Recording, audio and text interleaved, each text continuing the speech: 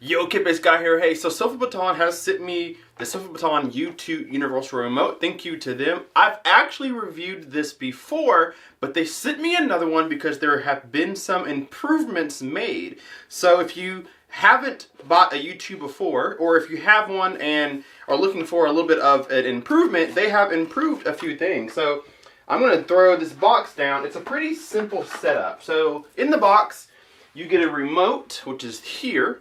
You get your user's manual, and you get some AA batteries, which seem to be a hard thing to find nowadays. So the remote is very simple, very easy. I'm going to go through a whole review unit here in a second, but what has changed on the remote since its first launch was one of the complaints that everybody had is that it wasn't backlit. The U2 is not new. It's been around for maybe a year or so, but it wasn't backlit back then. Now it is. So when you make an input or you move the remote, now it lights up. So you can see what you're doing in the dark. That was one of the biggest complaints that I had on my initial review, and now they fixed that. There have been some improvements too as far as getting the batteries in and out. It was an issue back then getting the door off. It's really simple now, so they're paying attention to that. And then, of course, it's smarter, so it knows more things. It knows some of the latest gear, your projectors, your new TVs, things like that. It's a lot easier. So I've actually, like I said, reviewed this before, so I'm going to put in a clip the review that I made before because it's still relevant to this. So we're going to go back in the past and watch how to set this thing up. Let's do it. So here we are again with a Sofabaton remote, a smart remote. This is the Sofabaton U2. And if you guys are familiar with the channel, we've had a lot of different Sofabaton remotes, including the new X1 remote that we reviewed on the channel.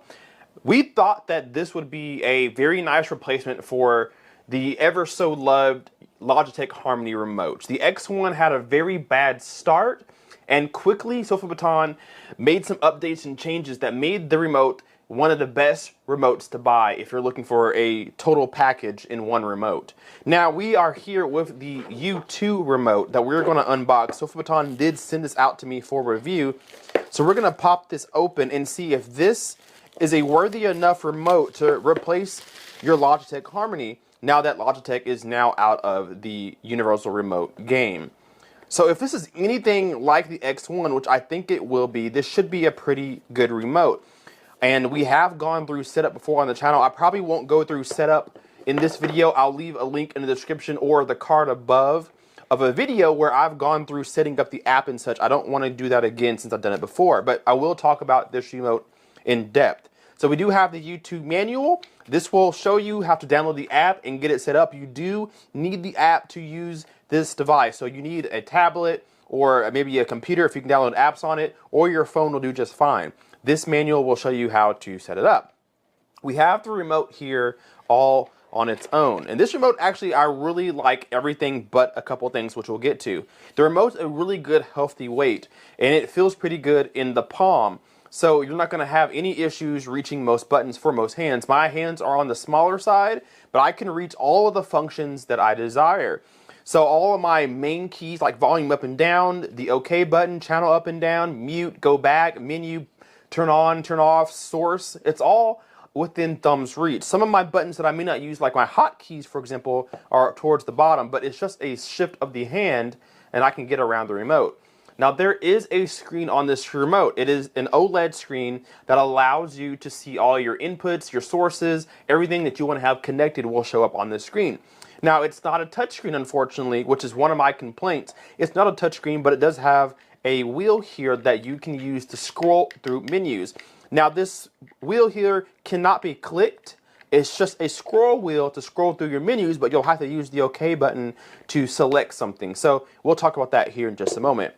Now I always love it when manufacturers bring you some batteries, even though it's not too hard to find some or to get some. It's always nice when they package them already.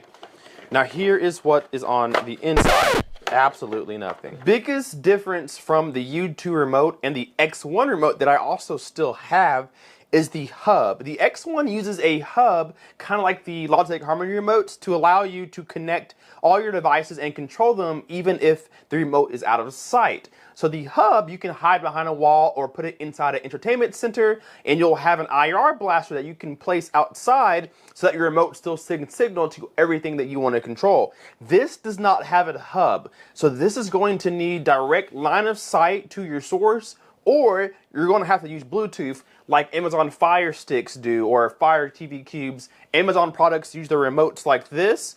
These remotes are Bluetooth, so you can Bluetooth your remote to devices like a Fire Stick or maybe even a Roku stick by chance. But other devices like a TV, a receiver or some sort, you're probably going to have direct line of sight, but we're going to go ahead and test that here now. So the X1 remote that we reviewed before does not use batteries. What it uses is USB Type-C to charge the internal battery inside of it. So this one's going to use actual batteries, which is just fine. It'll tell you when they're going to die. It's easy to swap out. Don't have to plug it in or anything like that. So now we have power to our remote. And there is a screen on here that will tell you exactly what needs to be done. And so we have our manual. Let's go ahead and grab my phone here. And I'm going to put it on screen recording mode. And we'll go ahead and let's try to set it up. So the first thing you want to do is, of course, put our batteries in, but you can take your phone's camera and you can just scan the QR code on the manual itself, and it will take you straight to the app to install. So we're going to go ahead and install this app. Should not take but a second with my Wi-Fi, and we'll hit open. And now we're going to connect our remotes. Now, if you have a Sofabaton device and you already have an email and password, use that. If not, you can set one up. I believe I still have mine. I don't remember it. We got a fingerprint here. Let's do that, and we'll hit log in.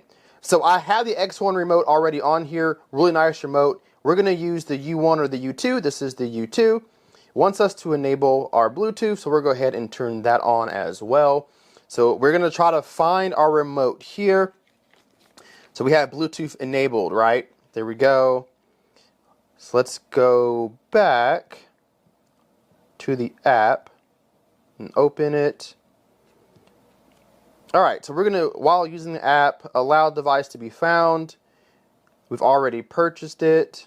It says press and hold the hyphen button and the E button at the same time until the screen reads pairing. So hyphen button looks like, let's see if we can find it here, at the very bottom, in the E. It found it, so let's go ahead and hit connect. Alright, so we're connected successfully, very easily. Alright, so we are in the United States, already has that checked for me. We're going to hit done. Let's add devices. So now this is where we can add all of our devices we plan to use. Let's just start off with the Fire TV. And we can choose device icons. I'm actually going to choose that Amazon icon there. It makes the most sense. So our Fire TV, let's make sure this is the Fire TV Cube. Fire TV Cube. There's done. Let's hit continue. As Bluetooth can only pair with one device at a time, the U1 remote will disconnect with your phone if you continue to the next step. Alright, so we're going to hit next. Using your Fire TV remote, navigate. So this is where you go to your Amazon device and click Bluetooth or devices, and you can add another remote. So I'm going to go ahead and do that off camera really quickly. Alright, so we have actually paired it really quickly. It did take me a couple tries, but after the second or third attempt, it did connect. I'll try to point you guys up to the screen there so you guys can see. I'm going to grab the Sofabaton remote here. It says that I'm connected. So as you guys can see, I'm pressing the buttons here and moving it. I should be able to hit the back button and go all the way back. Home button takes me back to the home. Let's see here. So nice. And I have it set up to control my AVR or my AVM70. So I'm turning up the volume and everything too. So it looks like we have that set up very, very simply. Let's see if we can connect it to my AVM70, my preprocessor next. So if you want to add some more devices, what you want to do is go back to devices where you set up the Fire TV Cube in this example, hit add at the top right corner, and let's see what we can do now. So let's type in the manufacturer box, let's go ahead and type in Anthem, and then in the model number, we're going to put AVM70. We're going to hit search, We're going to pick a device icon. I guess this one here will be fine. We'll hit next. Let's sync the code to your remote and you are ready to rock and roll. Please do not close this window. So it wants me to grab probably my AVM70 remote maybe. Let's see what happens. Using IR code to your remote, uploading IR code. Let's see what happens after this bar is filled. Curious to see if this works or not. All right, upload success. You can customize it. Okay, so it says that I'm connected. So let's point. So we're pointed at the screen. I'm gonna select the AVM70 on the remote here. So let's see. If I turn the volume up, nothing happens at all. We're getting no input at all. So I don't have direct line of sight. My closet is over there. I'm gonna open it up and see if that changes anything. It does. So it found it very easily. I should be able to kind of get through some menus, change my sources. Oh yeah, I can. That's very cool. So it's working absolutely perfectly. I'm able to change my sources. I can change the volume. I can go to my menus, all without just putting the name and the model number. It found it instantly. So let's try one more test. So this one's going to be a tough one. So I have my Samsung LSP9T. That's my projector, my ultra short throw projector. I'm going to try to get it too. So we're going to hit done on there. Let's go and add another device. And let's search for Samsung. I'm very curious to see if this one works. Samsung. And let's do LSP9T. That is my model number. We're going to hit search. Can't find, let's see, search device, blah, blah, blah. It's a Samsung projector. All right, point the U1 towards your device. Okay, so let's point the camera up. My Samsung projector is right there behind me. So it says point the U1 remote towards your device. You need to test the commands. All right, so let's hit next. Press the power button. So the remote sends IR commands to your device to test if it works or not. Power code IR1. Okay, that's fine. So what do we need to do? Press the button below. Power, I guess. Is that what it wants me to do? Okay, so it looks like I press it on the screen itself. Okay, so that one didn't work. No. Switching to number 2, power. Nothing. We'll hit no.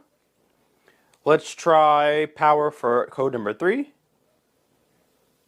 Nothing worked there. Okay, let's see what happens now. Please provide your equipment model. We will be in 3 working days to adapt. Okay, so it looks like if you have a device that's not supported, if you type in your model name, LSP9T, you can send it. Let's see. I don't remember what email I used. I think it's this one. If you send it to them, then that's something they can add in the future. So it looks like that didn't work. I do want to try it one more time and see if maybe it was my fault. So let's go back. Hey, Editing Kyle here. So I actually went to Samsung's website and typed in LSP9T to get the full model number for the projector. It's actually different. It's not called the Premier LSP9T. It's something different. It's shorter. But that also did not work. It did not matter. So I was able to send that email to Sofabaton to get that added to its database. But what you can do for devices that you can't find via model number, you can actually use the device's stock remote, its factory remote, and pair it with your Sofabaton remote and let your remote learn each other through IR. So there is a way around it. So now we have 2 devices in my remote. I have my Fire TV Cube, and then I have my AVM70 from Anthem. And the way you select it is with this wheel here. You can switch between the 2, and then boom, you're there. So now I'm controlling the AVM70, or I can switch it and control the Fire Cube. So very easy. You can program these buttons, and you're going to want to do that in your app. So if you go to your devices within your app, we'll click on AVM70, you can change the device name, device icon, or the remote keys here. So you can customize what each of these buttons do. So you can make some of these hotkeys. It's really, really simple to do. I absolutely think it's probably as straightforward as possible. Let's see what happens if I go to the Fire TV Cube here, remote keys here. I can do the same thing. It shows me what keys are available, and I can change them. So I can customize these to do what I like. So really straightforward remote. It's really nice to see. I wish that, I guess it's good for what it is. The X1 has a hub, so you can access your devices behind closed doors, behind a closet, behind a cabinet space. This one operates pretty much the same way, a little less features, but still gets the job done as well. So the U1 is a really nice remote. I'm actually impressed with this remote. It's actually not hard at all to use.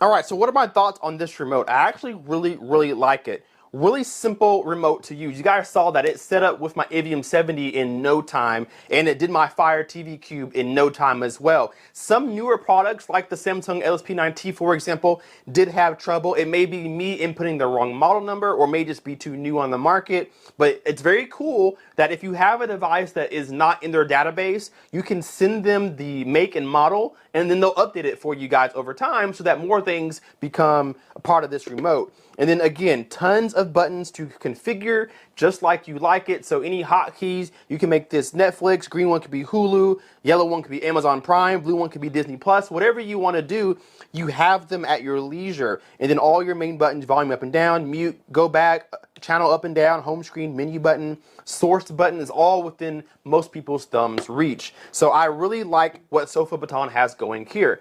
Now, how does this compare to the X1 versus the U2? I absolutely love the X1. They've done great things with that over time with the updates, and I think the X1 is the better buy just because you can connect to more devices out of sight. But if all your devices are right here in front of you, save yourself some money and you have just the same remote essentially. It's just the same as the X1, just a little bit less features as far as the hub goes, a little bit different of a design, but all of the same necessities are all here. So again, very good remote. I think this is a worthy successor to the Logitech Harmony system, which I'll actually grab really quickly for you. This is my Logitech Harmony remote here. I've been using this for years, probably 6 years plus. So here it is down here. Touchscreen color, you just can't beat that. Hopefully Sofabaton will make something like this, and then they'll really take the market by storm. But I really think Sofabaton has some good things going for them right now. So thank you guys so much for watching. Leave me a comment down below and let me know if you're using universal remotes right now. What universal remote have you chose since you can't buy Harmony from Logitech? What are your go-to remotes? Please tell us down below in the comment section. Hit the like button and subscribe if you're not already. We will see you guys in the next video. And remember, there is a link to this down below in the description if you want to pick up your own. Thank you guys so much for watching. We'll see you guys in the next one. KPS Guy out. Peace.